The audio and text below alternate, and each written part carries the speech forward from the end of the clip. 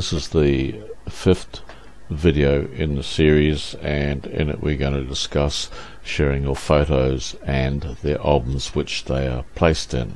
So if we just go to the first page, which is on our timeline, we need to find how we can access our albums, and it is done through clicking on that particular photo just there. So if we just click through to start, click on photos, and that will take us through to our albums, which we find on this page here. You'll find there are a number of different kinds of albums. There are wall albums, there are cover photos, and there's your ordinary album, and these are ordinary albums as well. Each individual album can have a different audience, and you'll find the icon for selecting the audience at the bottom right hand side of each album. The interesting thing is that if a photo is uploaded as part of an album, you can only select the audience for the album as a whole, not the individual photo, although other photos which are uploaded individually can be dealt with separately. So we'll just proceed and see how we go. Okay, setting up your album audience. So you find in the bottom right hand corner there's a little icon which we click, and then we can select our audience from the drop down list.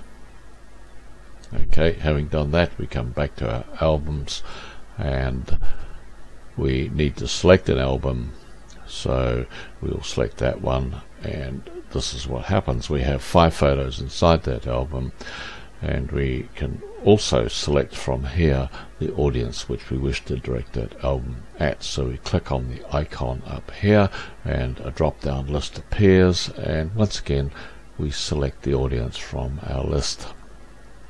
Here we go. Select your audience, and having done that, we can then proceed. So the next one we do is select an individual photo and see what effect that has. So if we select this photo here, we get the screen coming up here. Okay, this is a Pohutukawa tree, the New Zealand Christmas tree in full flower. It only flowers around Christmas, and legend has it that if it flowers early, something's going to happen to the weather.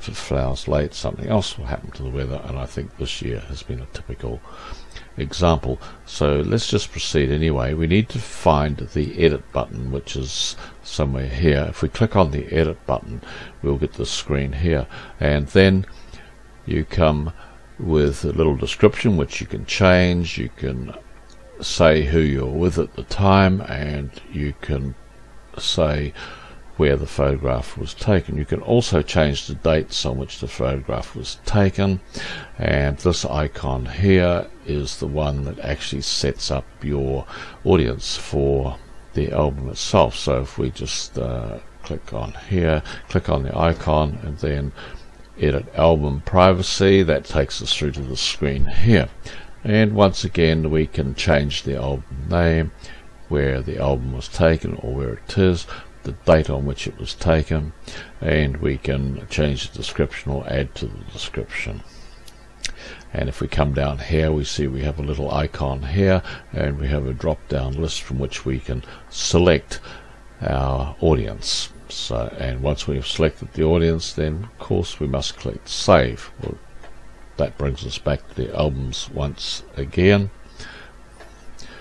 and this time just a little summary. The audience can be set individually on those photos which are uploaded individually, such as this album here. You'll see it's a slightly different icon, so I can set each photo in that album individually, whereas these other albums I can only set globally.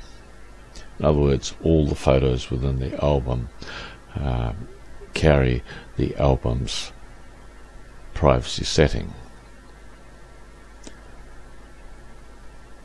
So let's select the photo from that album which we can adjust our privacy settings individually. We'll take the one with the 2 boys on at the end. We'll select that one, and if we come through to the screen here, which it will take us to, we can do a number of things, but we need to edit this photo, and there is the edit button there.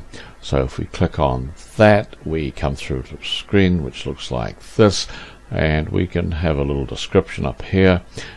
We can say who we were with at the time, and we can say the date on which the photograph was taken.